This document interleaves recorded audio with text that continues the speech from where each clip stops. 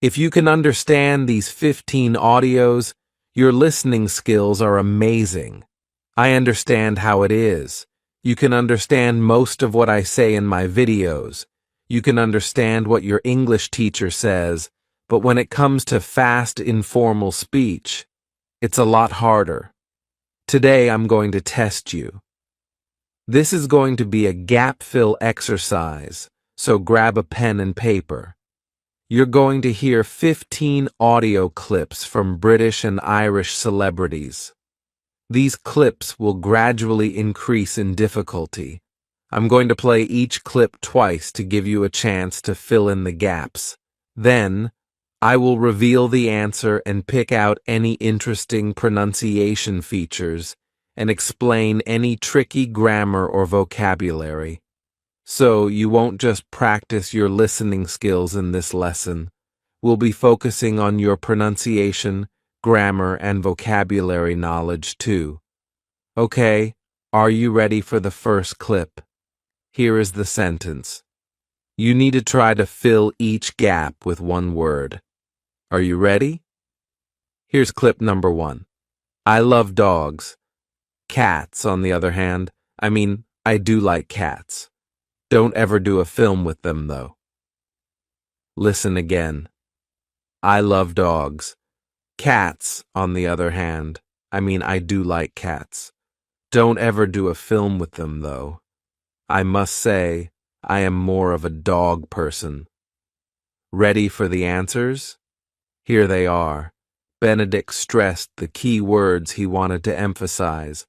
Love, cats, do, and ever.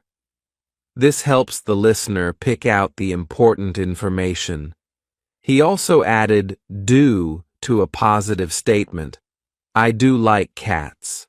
This is quite unusual, but we do this when we want to emphasize the following verb. He also added a I between the and other, the other, to smooth the transition between the vowel sounds. We'll also pick up on this in some of the later audio clips.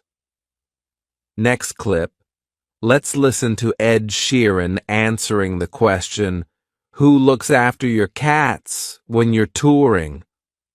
Cherry? But Cherry's actually here today 'cause she's got a couple of weeks off work. So at the moment, my mom and dad have them. One more time. Cherry? But Cherry's actually here today 'cause she's got a couple of weeks off work. So at the moment, my mom and dad have them. Here are the answers. Did you hear cherry with a CH or cherry with an SH? Ed said cherry with a CH, but both of these sounds are very similar and often confused. To make the SH sound, imagine you're telling someone to be quiet. Shh. Round your lips and push them forward. Shh. You can continue this sound for as long as you have air in your lungs. Shh. The CH sound combines a T and SH. I build up pressure with the T and then quickly switch to the SH. Cheech. Chi. Notice how the sound stops and my jaw opens. Cheech. Chi. Cherry, cherry, cherry. Can you hear the difference? Ed also uses the shortened form of because, 'cause. This is very common in fast, informal spoken English. And did you also notice how he dropped the V in off? He said, a couple of weeks, not a couple of weeks. This is especially common when of comes before a consonant sound. Okay, are you ready for clip number 3? What animals does Adele want? And what do you notice about her pronunciation of want to? I want to get some chickens, basically. I want to have a little farm. That's what I want to do. One more time. I want to get some chickens, basically. I want to have a little farm. That's what I want. Here are the answers. I love Adele. So, Adele wants chickens and a little farm. But what's interesting about this clip is how Adele pronounces want to as wanna. This informal contraction is incredibly common in spoken English. In this clip, Adele uses wanna as a contraction of want to. I want to get some chickens. I want to get some chickens. We can also use it as a contraction of want a. Let's move on to clip number 4. We're going to practice our prediction skills for this next clip.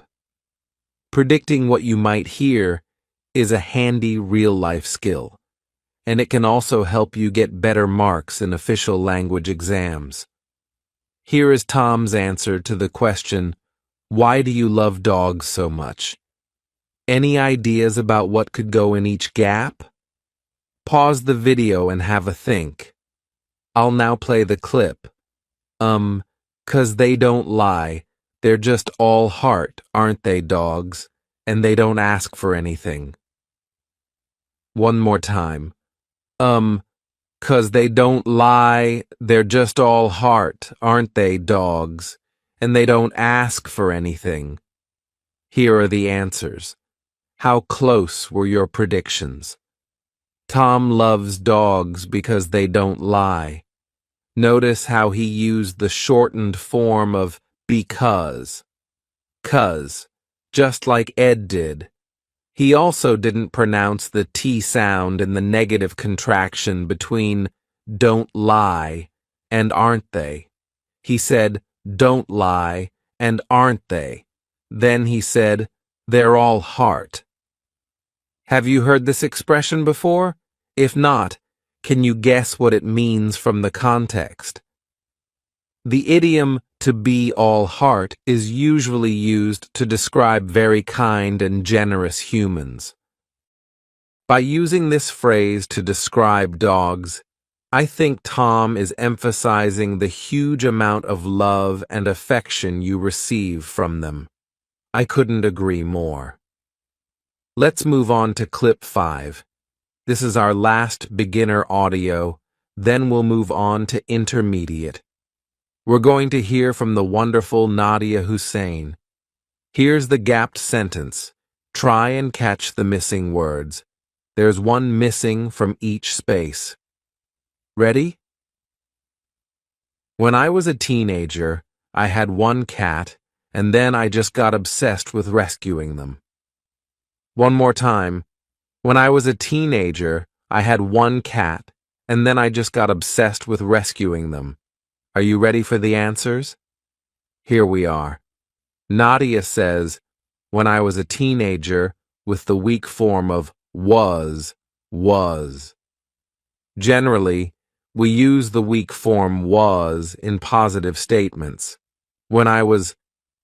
Now the consonant sound z joins to the vowel sound so the two words sound like one.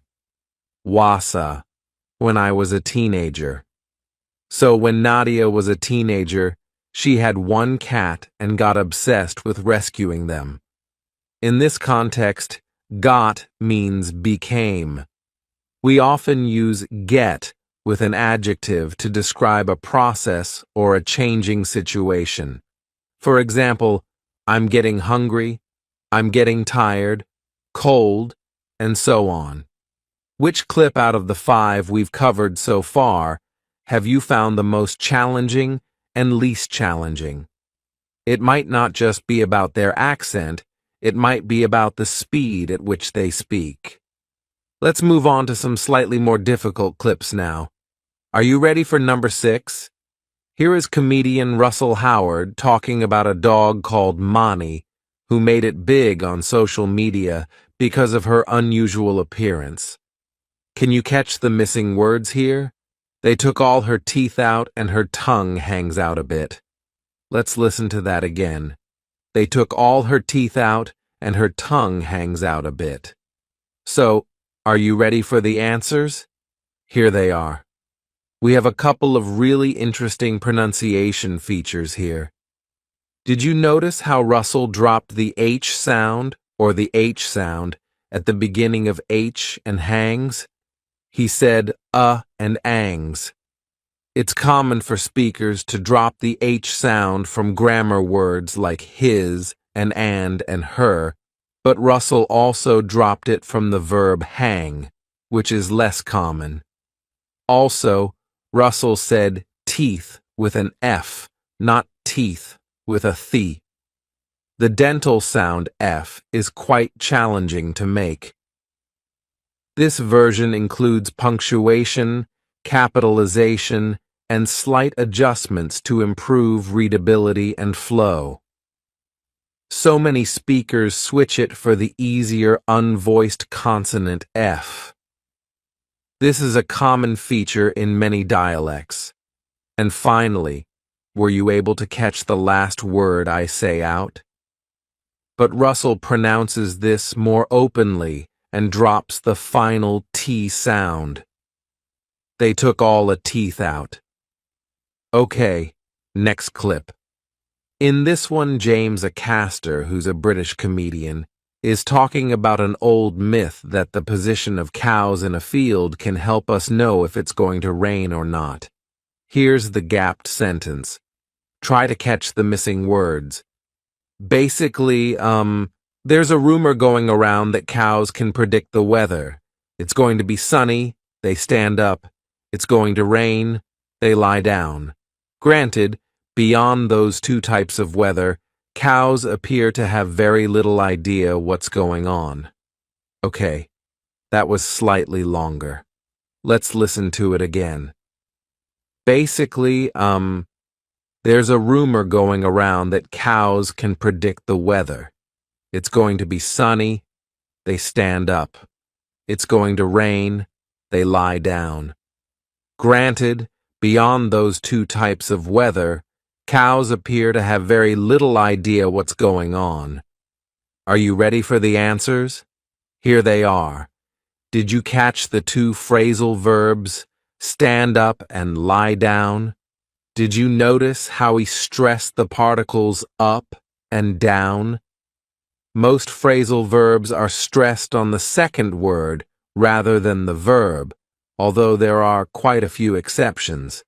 He also used the conjunction granted, which means the same as admittedly, and is used to say that something is true, often in contrast to something else you say about it. James didn't pronounce the in granted or little.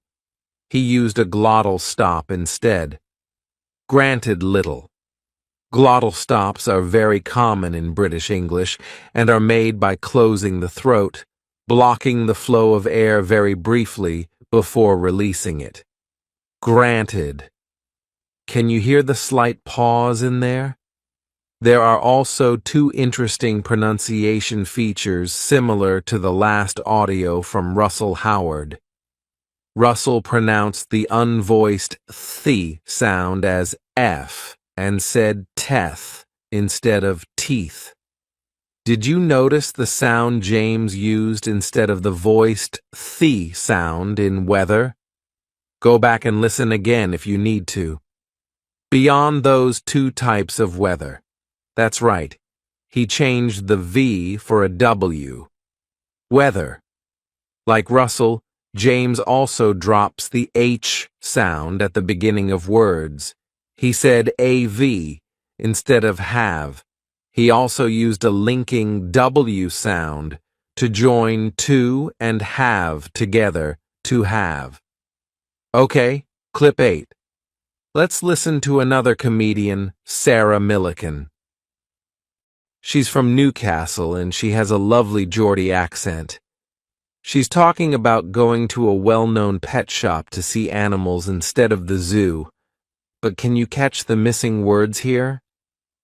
So we have perfected the art of wandering around pets at home. You gotta go in with a lot of confidence, you know. Let's listen again. So we have perfected the art of wandering around pets at home. You gotta go in with a lot of confidence, you know. Let's listen to clip number 9. We have Orlando Bloom talking about his rescue dog. Here are the gaps. Let's listen. I created it. It was this incredible bond. He came with me everywhere. He was literally on set, on the boat, on Pirates. He would... One more time. I created it. It was this incredible bond. He came with me everywhere. He was literally on set, on the boat, on Pirates. He would... Did you catch the two words missing here? Here they are. The first word, bond, is a strong connection between people or animals. We often talk about a close or strong bond. Now, Orlando is British, but he's married to American singer Katy Perry and has starred in a lot of big Hollywood movies, which might have had an effect on his pronunciation. Interestingly, in bond, he used a longer vowel sound, similar to a bond, which is often used in North American English, rather than the short vowel sound bond, which is commonly used in British English. British bond, North American English bond. He then uses a flap T, which is also more common in North American English. I say literally, and Orlando says, it's literally. Can you hear how that T sounds more like a D? Okay, let's move on to clip number 10, our last in the intermediate section. You'll need up to 4 words here to complete each gap. Are you ready? Let's listen. Animals, by and large, are not destroying their environments, although some of them would if they could, but they've evolved, so there's a natural balance. One more time. Animals, by and large, are not destroying their environments, although some of them would if they could, but they've evolved, so there's a natural balance. Okay, are you ready for the answers? Here we are. Jane Goodall uses the phrase by and large, meaning something is usually or generally true. It sounded like one word, didn't it? That's because she used the linking ya to join by and in by and large. She also elided or didn't pronounce the D in and she did this in order to join it smoothly to the next word. By and large. Linking sounds and elision are 2 common aspects of connected speech. Did you get the 2 modal verbs that she used? Would and could? They were quite easy to hear because Jane stressed them. Modal verbs are not usually stressed when they're in the positive, but they can be when they aren't followed by a main verb, as we heard there at the end of the clip. Jane said natural balance with rising intonation, but they've evolved, so there's a natural balance. Her rising intonation may have indicated that she hadn't finished speaking. Okay, we're on to the advanced section now. In clip 11, we're going to hear comedian Ricky Gervais talking about a hypothetical past using the third conditional. Each gap here contains a contraction and one other word. Let's have a listen. If they said you can't touch a dog in COVID, that would have been a problem. Tricky, isn't it? Let's hear it once more. If they said you can't touch a dog in COVID, that would have been a problem. Okay, are you ready for the answers? Here they are. Ricky barely pronounced the do sound in the contracted form they, so we have to use our grammar knowledge to fill in the gaps. If plus past perfect, if they had said. Also, notice how Ricky doesn't pronounce the T in can't. We just have the long A vowel sound, like in car, and then the N sound, con, touch. Focusing on the long vowel sound rather than listening for the full negative contraction is a good way to differentiate between the positive and negative forms in British English. I can touch, I can't touch. And did you catch the last bit? Would have becomes would with just the sound at the end. He also reduces the long E vowel sound in bin to I in bin. Wob, bin. This is very common in fast-spoken English. Okay, time for clip 12. Here we have actor Eddie Redmayne talking about his experience with chickens during lockdown. You'll need a few words to complete some of these gaps. Let's listen. They were sort of battery chickens, so they didn't look that well, but we kind of nurtured them to health, and I spent most of lockdown running into other people's gardens trying to sort of retrieve chickens that were causing havoc. Let's listen once more. They were sort of battery chickens, so they didn't look that well, but we kind of nurtured them to health. And I spent most of lockdown running into other people's gardens trying to sort of retrieve chickens that were causing havoc. Here are the answers. We had some advanced vocabulary in this clip, which might have made it a bit more challenging for you. Did you catch the word battery? Battery. Maybe you did, but were confused as to how a battery could be connected to chickens. Well, battery here has nothing to do with energy. Battery chickens are chickens raised in battery cages. These are lots and lots of small cages in a small space. Eddie said that they nurtured the chickens to health. If you nurture something, you look after it, and you provide it with the conditions it needs to develop and be successful. In this case, Eddie and his family provided their chickens with the necessary conditions to recover. And what did the chickens do in return? They caused havoc. Havoc. Havoc is a word with a similar meaning to chaos. If you create havoc, you might damage things, make a lot of noise, or cause general confusion. So Eddie's chickens escaped into neighboring gardens and had to be retrieved. If you retrieve something, you get it back. Okay, we've got another clip with some tricky language. This time, it's idiomatic language. Let's listen to number 13, with Colin Farrell answering the question, why do animals make such good co-stars? Here's the sentence. Try to complete the two phrases. 'Cause you're trying to, when you're telling stories for film or television, you're trying to make things look like they're happening on the fly, and animals keep you on your toes. One more time.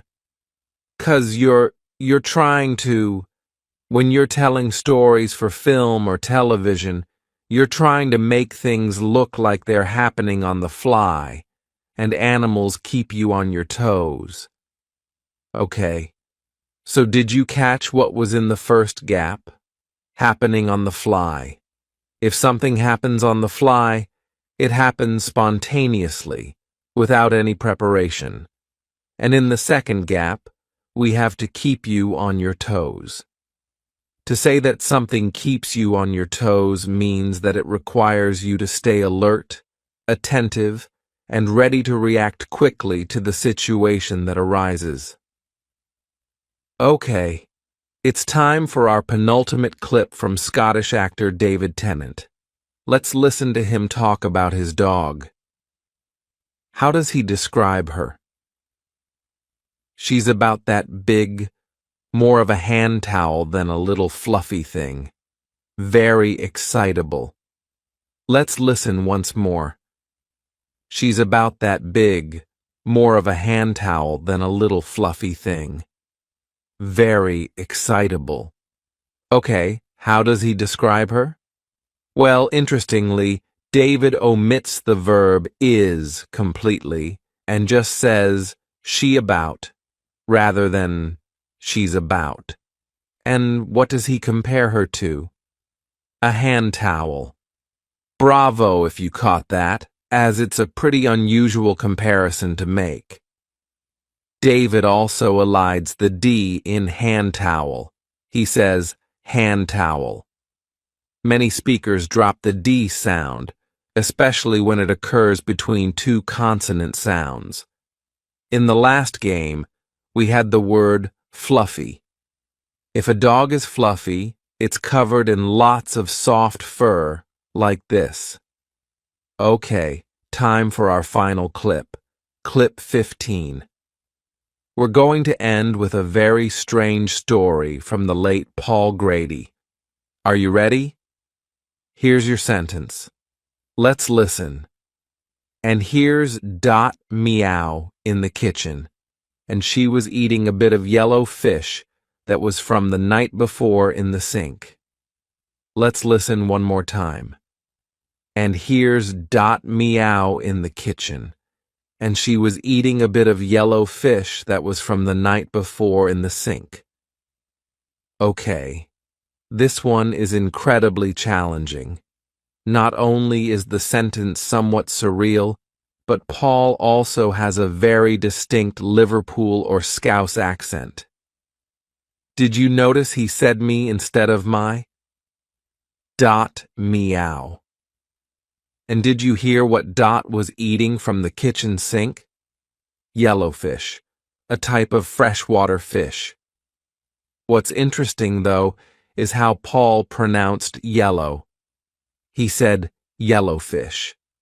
And the last word, left, was hard to distinguish, as Paul pronounced left more like lif, and said the word really quickly. If you managed to get all of those words, then well done. That was really tough.